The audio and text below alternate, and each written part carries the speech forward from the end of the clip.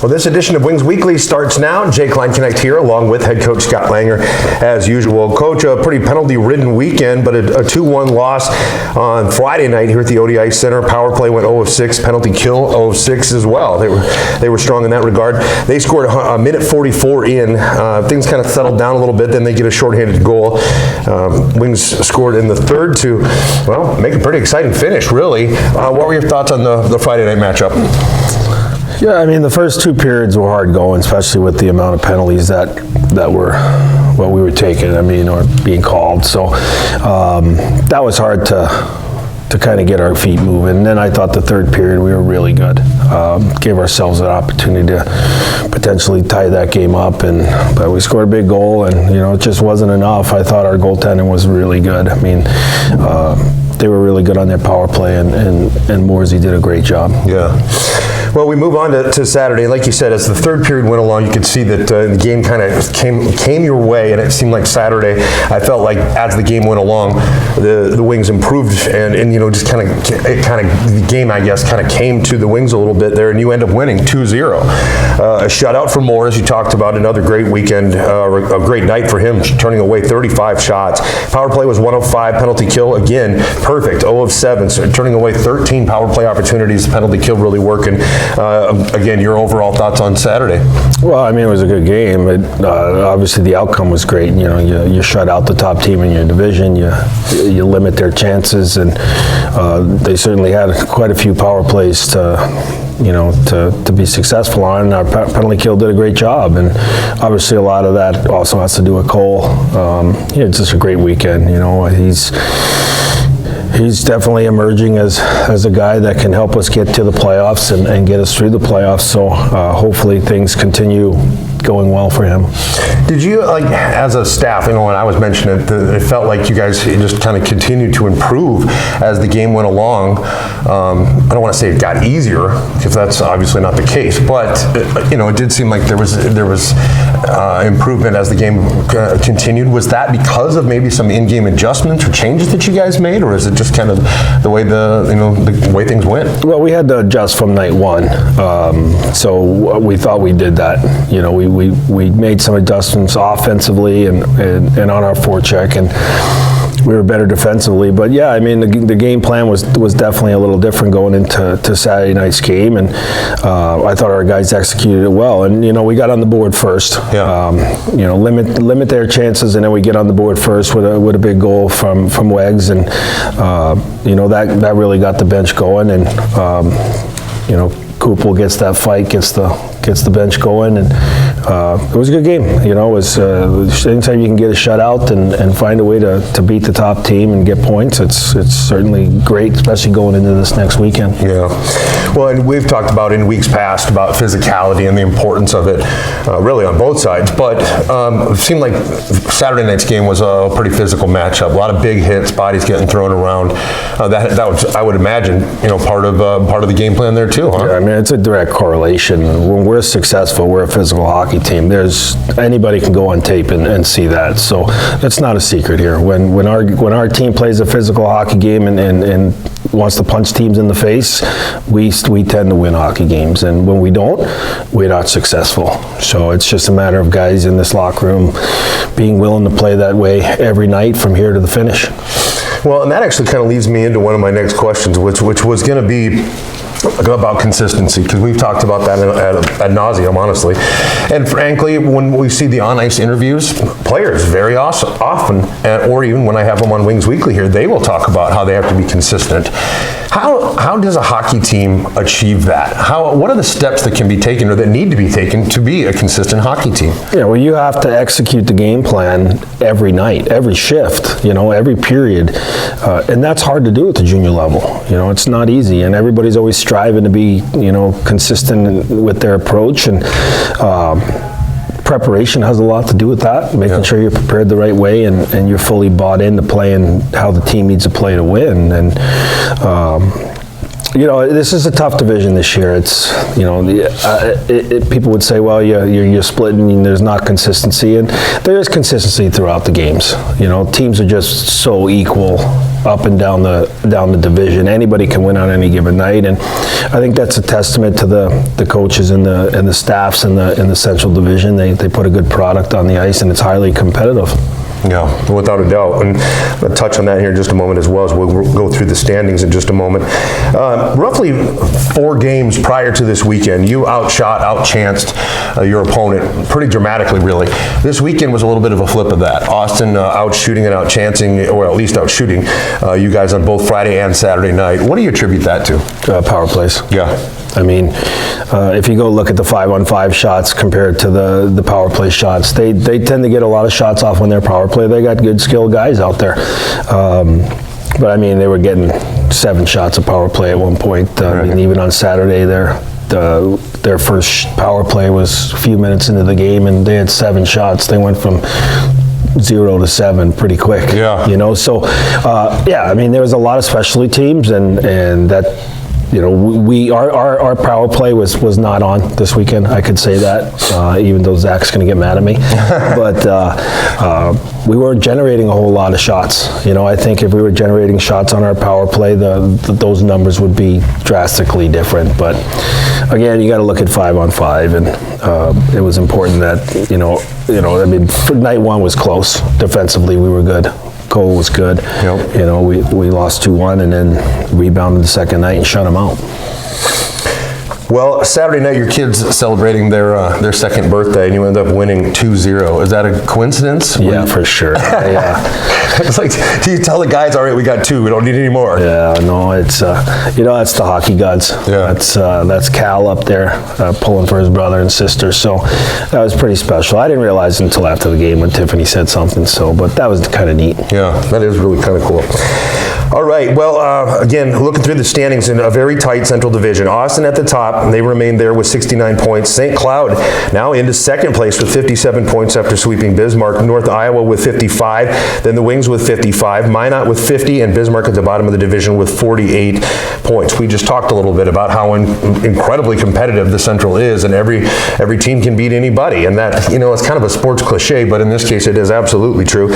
Even garnering some somewhat national attention is how competitive the Central Division is, and the amount of talent that is coming from that.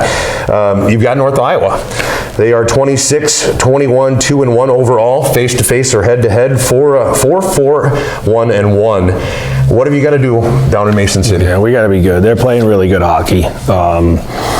They're rattling off some games here against good hockey teams. So, I mean, their goaltender, again, has been playing well. Yeah. And that's the backbone of their team. So, and it's a team that can score. Like, they can get outshot and outchanced all night long. They could still find ways to win games. That's the talent they have up front. So we got to be really good defensively. We're going to have to count on good goaltending. Being on the road, it doesn't have to be pretty. It just the result needs to be there. And we got to be good from here to the finish. I mean, to make the playoffs, we're going to have to be exceptional and play exceptional hockey. And I think our guys understand that. Because I mean, really, like we just talked about with the standings, I mean, it's going to come down to the final week practically to know who's going to match up against who and who's in, who's out. All of that is going to, like you said, down the stretch here or that final run. It's everybody's going to have to be playing their best hockey.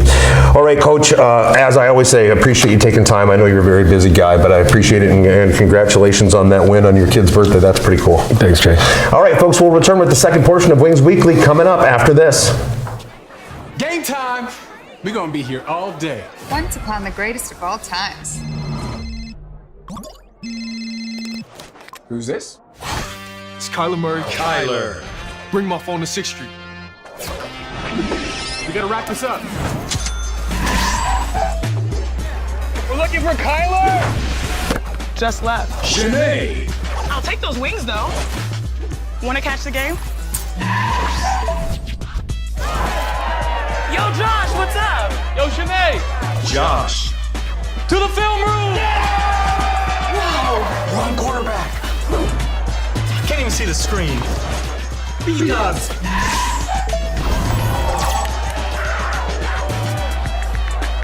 Where's my phone?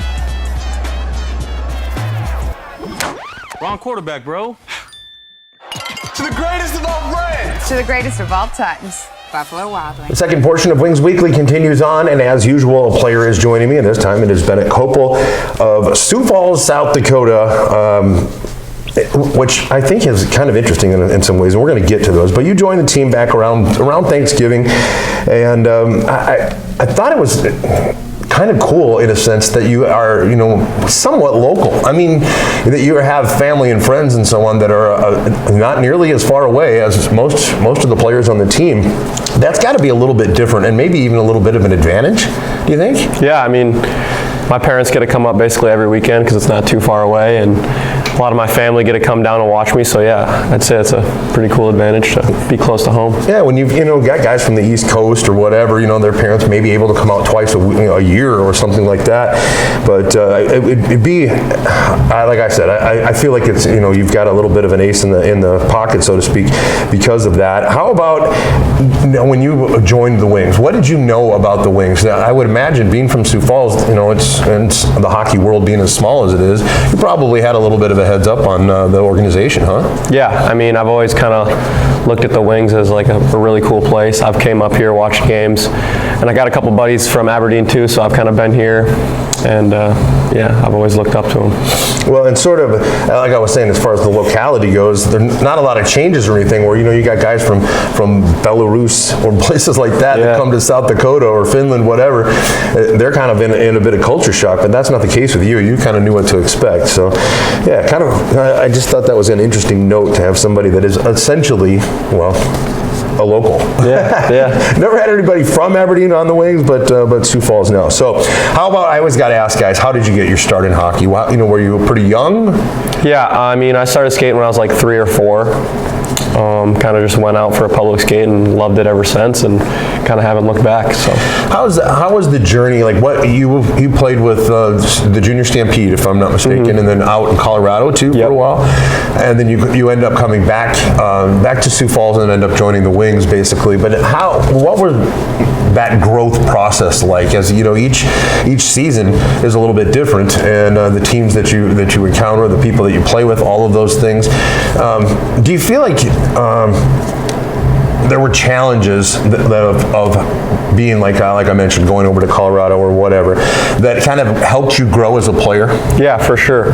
I mean, going to Colorado was one of the best decisions I think I ever made for my hockey, and honestly, me as a person too, it makes you grow and kind of grow up a little quicker. And obviously the billeting thing here, I've done that the last 3 years, so it's nothing new.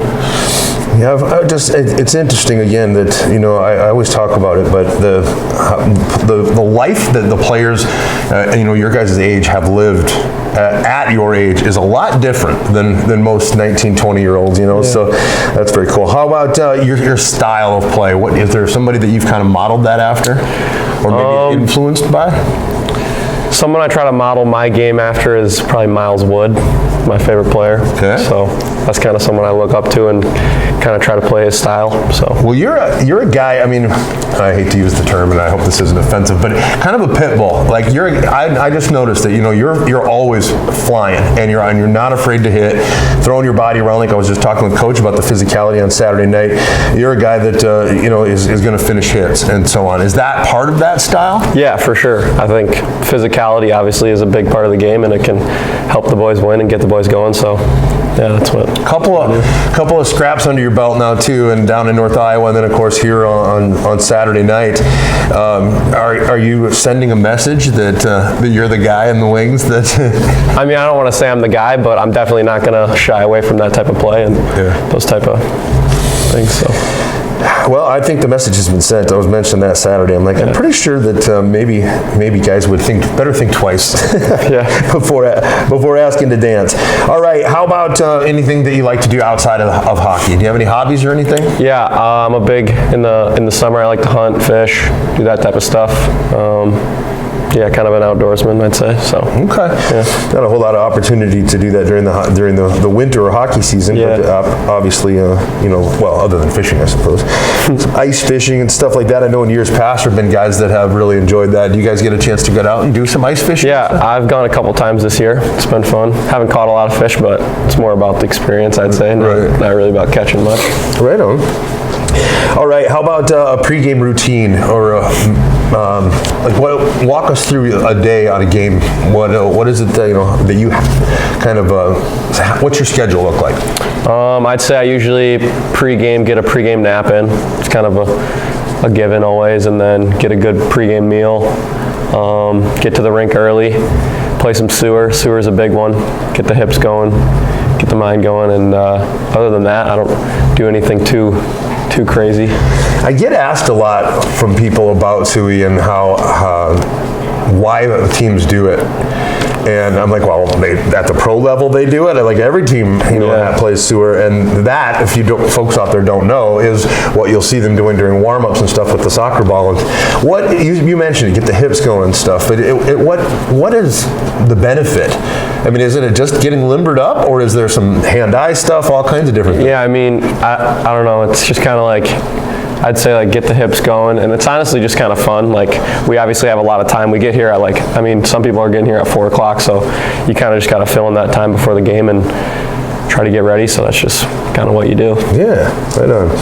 I think it's a little bit of a kind of a mystery to some, but I always tell them, at every level, it's something that's part of hockey. Yeah.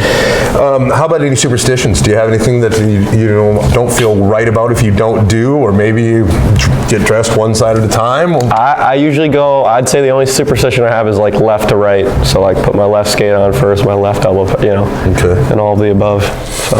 Right on. Okay, a couple goofy questions here for you. If you had, Saturday night was Superhero Princess Night here at the ODI Center. Saw a lot of the South Dakota Queens, the Snow Queens and so on, and Brookings and all kinds of different ones that were here. And the little kids were loving that, and superheroes dressed up as well. What would your superhero skill or superpower be, if you could choose any of them? I'd probably go with super strength. I'd kind of a Hulk type guy, so yeah. All right. Is that an all-the-time thing, or is it like Hulk where it has to get turned on? I'd say turn it on, Don't want to just be walking around all the time like that. Pulling doors off the hinges and stuff. All right. Okay. How about, would you rather be the smartest person in a room or the funniest person in the room? I'd probably say funniest. Yeah? Yeah. Good. Like that. I always think I asked Doobie that one time, and he was like, well, I'm already both. Yeah, he would say that. That was a pretty good comeback there. All right, you've got North Iowa coming up. I was just talking about Coach, about consistency, and about what the Central Division looks like this year, and game in and game out. Do you guys, as a locker room, do you feel like that you've reached that level of consistency? And what do you need to do as a team to kind of make a run, a big push down the stretch here towards the playoffs?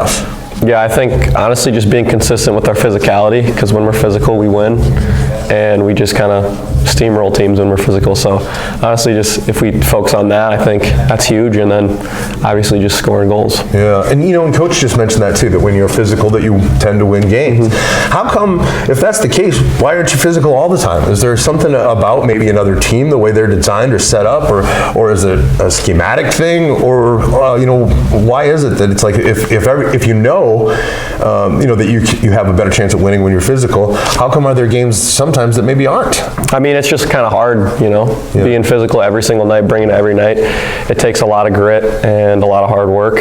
And obviously, we got a couple guys banged up too. That doesn't help a ton, but right. I'd say, yeah, nothing specific, but right. Yeah, like you said, grit, that's a big part of it too. But I can imagine it takes a toll on the body, especially late in the season like this. And you are going to have some injuries and so on that you got to deal with. Now, we've seen North Iowa a handful of times. I was just telling Coach, you're 4-4-1-1 against them. This is a team that has obviously, head-to-head record. It's been pretty even. There's been a lot, of very close games with this team, and a lot of splits and so on. What do you guys feel like as a group, that you need to do as a team? We talked physicality, obviously, but what else do you have to do to come away with some wins down there in Mason City? Yeah, I mean, mean, I think they'll definitely probably play day because he's hot right now. So we just got to get in front of him, get in front of his eyes, and score goals, obviously. Yeah. So, chances, and it seems like that's always one of the keys is getting shots on goal and getting pucks deep. So, all right. Well, Bennett, I tell you what, that's really about all I've got for you. I really appreciate you taking some time, though. Folks, the Wings will be traveling to Mason City, as we were just talking about, to take on the North Iowa Bulls this weekend, March 17th and 18th. Catch the action using your Hockey TV login or watch the games at Buffalo Wings and Rings in Aberdeen, the official home for all Wings away games. The game's audio will be broadcast via Hub City Radio's 94.1 The Rock, or you can download the Rock app and listen anywhere you go from your mobile device. The Aspire and Wings Bowling Bash has been moved to April 2nd, so there is still time for you to sign up for that. Get a group of up to 5 people, and the 6th person will be a Wings player. And if your Wings Award Banquet tickets are still available, go to our website and scan the QR code to reserve your seats. The banquet is on April 16th from 6 to 8 at the Yolda Shrine Center. Don't forget, you can listen to Wings Weekly via our podcast. Find the audio for this season's episodes on Spotify, Stitcher, or iHeartRadio. And for all the latest news and information on the Wings, visit AberdeenWings.com or follow us on Facebook, Twitter, Instagram, and on TikTok. Once again, Bennett Koupal, thanks so much for joining us here on Wings Weekly. yes, thank you. All right, folks, that'll wrap up this week's show.